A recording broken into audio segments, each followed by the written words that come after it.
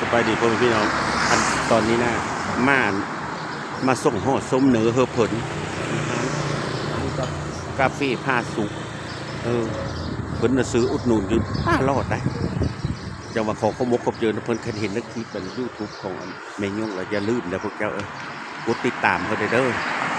อย่าลืมอย่าพลาดนะสิเจ้าเธอกำลังเจอคอยได้เห็นว่ากะน้องมาส่งนะเพิ่นซื้อนั่น200,000ปลายพวกนี้นะคือว่าอากาศอยู่เมืองลาวเยอะหนาวพวกเจ้าเด้อแล้วค่อยสิตัดต่อเธอถ่ายให้พวกเจ้าเบิ่ง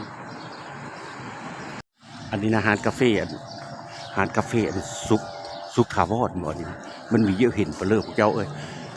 คันเพิ่นอย่าลืมเด้อพวกเจ้าคณะมาเวนะคนก็หลายขายดีอาหารกาแฟเพิ่นนะลงไปนี่นะเม้นดอนโฮลงไปนี่นะดอนโฮตัวเก้าในทาง2 เลนพะจีนะสวรรค์เขตนี่เจ้านี่อันนี้นะขึ้นเป็นสนามหลวงอันนี้นะขึ้นไปสนามหลวงตะกี้พกค่อยโผเมค่อยมาผ้ามาอยู่ตะเก้าหน่อยขึ้นไปนั่นนี่ละแถวนี้ละขึ้นไปแถวนี้ทำอยู่ทางเส้นนี้ละโผเมค่อยพาอยู่ตะเก้านะวันนี้บ้านเมืองกว้างขวางแล้วพ้นหลอดง่ายพ้นขายพ้นไปซื้ออยู่หลัก6มันบ้านเฮินคนที่อ้อแล้วก็มันความบ้านเมืองเนาะมันไม่ได้คือเก้ามันจะเลิศเด้เฮ็ดเลยซะแล้วก็ง่ายเลยไปอยู่หลัก6ปะนี่นะแต่เก้ามันละมีเพลอแถวนี้นะมันไม่ได้มีเฮินมีซ่านได้พวกมีแต่ทงไหทงหน้าได้ตะกี้นะก็เบิ่งแต่ก็บ้านเมืองกูมือนี่นะมันเป็นพระราชบดีเด้อพวกเจ้าท่านผู้รู้สดเจอแล้วอย่าลืมเด้อนั่นน่ะทานกาแฟนี่ซุปถาวรนี่โอ้ยเพิ่นปะเว้าหมุนแต่ได้เว้าหมุนโซนโหได้ยิ้มเหนียมแจ่มใสแต่พวกเจ้าเท่านั้นเด้อพวกเจ้าเด้อติดตามทางคลิปเขาหน่อยเด้อสาธุผู้รู้ติดตามก็คือเลข6ตู้อันนี้นะวงเวียนกองแหละนี่พวกเจ้าวงเวียนกองสวรรค์เขตแหละนี่นะเบิ่งเอาแล้วนะอันนี้แล้วเพราะว่าตุ่มเปิดเบิ่งไปเบิ่งสลองไส้นะอัน1975นะอันเพิ่นปลดปล่อยนะอันพวกไอ้น้องเฮาเมืองสวรรค์นะตีกองตุ้มกองห่างเฮามาได้มีที่คือได้เวียดนามมีที่คือได้กัมพูชานะเขาปฏิทางด้านการทหารบัดเมืองลาวเนาะคือว่าแล้วมันพลเมืองน้อยพลเมืองน้อยเลยล่ะปลดปล่อยการเมืองพอดีกองตุ้มกองห่างวนเวียนกองตุ้มกองห่างเลยอันนี้วัดพลสว่างใต้อันนี้แหละอันบนอบบนโนดอันนี้นะผู้เลือดเจ็บตนเจ็บตูนะทักนักแข็งทั้งขาแล้วมาโนดนี่พวกพิการนะพวกพิการตาเนี่ยพิการตาเนี่ยอยู่ในนี้แหละนี่แหละบนโนดนะเบิกเอาลูกแก้วเนี่ยนะที่นี่ที่เมืองลาวเป็นว่าอันนี้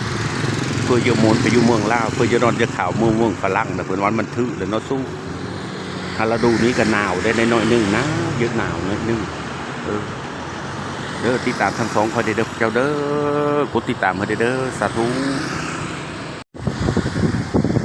อันนี้นะ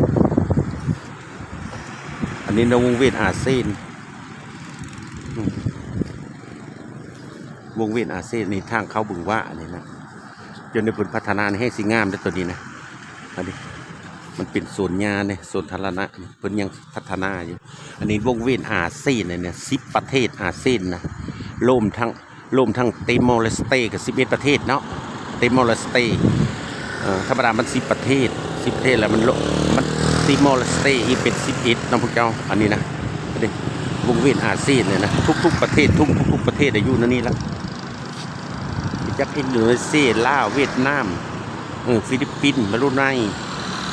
สิงคโปร์บ่อินโดนีเซียบ่คนก็ไหลมีถือแล้วมันมีเยอะจื้อไปเลยอันนี้ทางอันนี้นะทางถนนใกล้สอนเดียวถนนใกล้สอนนี่นั่นท่านซื้อไปเลยกับมือพลเซโน่พลเลย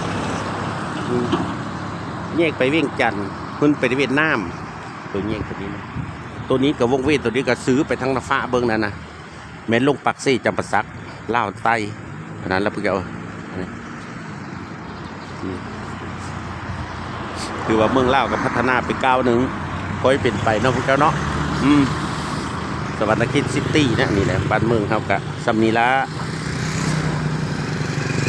มันอากาศกันหนาวเด้อพวกเจ้ายุทธพีนะหนาว ปีนี้จะหนาวแห้งอะไรได้ก็คือมาเย็นเจ้าเป็นนั่นนะแล้วสู้ตอนนี้เขากำลังไปลาไปกาดเลยกำลังไปไปงานได้วันเสาร์น้อยเหมือนนี้เนาะวันเสาร์น้อยแล้ววันศุกร์เมษแล้ววันศุกร์หลวงพ่อแก้วขอกันผิดพลาดขอโทษเด้อถ้าขอโทษขออภัยเพื่อนวันเสาร์น้อยวันศุกร์เจ้าโอ้ยหนาวได้หนาวมืดจนสั้นพวกเจ้ากลับกล้องเลยกัน